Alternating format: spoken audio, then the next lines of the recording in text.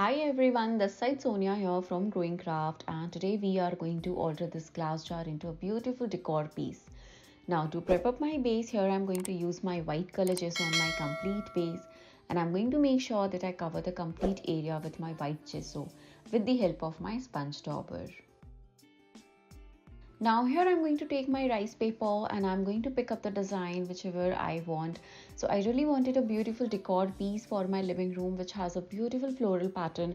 Now you can make such designs even for your balcony decor, for your living room decors, and this is one of the best DIYs. So here I'm using my brush water technique and I'm going to pick up the design whichever I want, and I am going to use this on my glass jar as my decoupage art technique. For sticking these decoupage rice papers, I am going to use my Mod Podge. You can even use your decoupage glues. You need to make sure that you generously apply your adhesive and make sure that you stick them really well. Now, as this glass jar has some beautiful grooves, so I really wanted to have that. That's the reason I need to press it a little more to make sure that all my rice papers, they literally pick up all the grooves really well and the design pops out really well.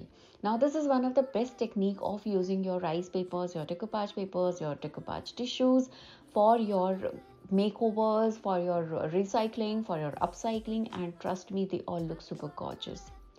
Now here while working on this, I realized maybe I can put up some more flowers in this vase. So I really picked up some more designs from my rice paper, and here they are. I'm sticking again all of these with the help of my Mod Podge, or you can even use your decoupage glues too. Isn't it amazing? If you're liking this tutorial, do let me know in the comment section. Now I am just going to generously press everything on my base really well. Now let's move on to the color blending part. This is one of my favorite parts of doing the decoupage art. I really like blending my decoupage papers, the rice papers, with my paste really well.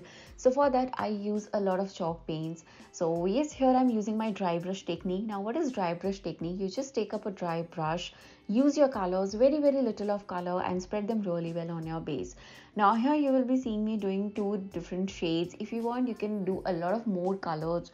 I have just picked up the red and the yellow, and yes, you will see later on that how beautifully with the combination of red and yellow I'm also getting a lot of orange color on my base, which is making it look so much more beautiful.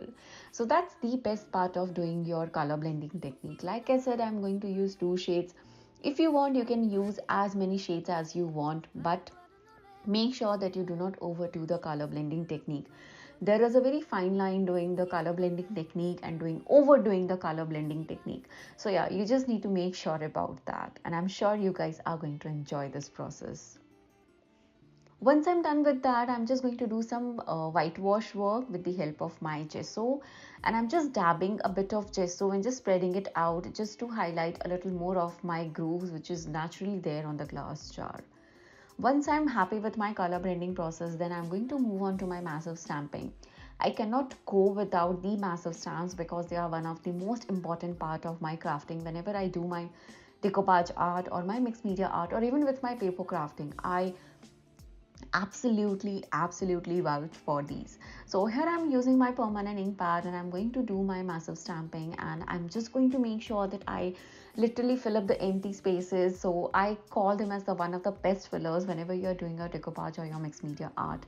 So with the stamping, you can never ever go wrong, trust me. So whatever the supplies I'm using, you can check out the links in the comment section below or the description box. Once I'm done with this, I'm just going to splash some of the colors out there. It's a white gesso splash, and trust me, this looks so gorgeous. You can check out the pictures at the end. This project has turned out so beautiful. Now, of course, after this, I need to seal it up, and for sealing this up, I'm using my massive varnish. So here with this, my tutorial is done. I really hope you guys enjoyed this video.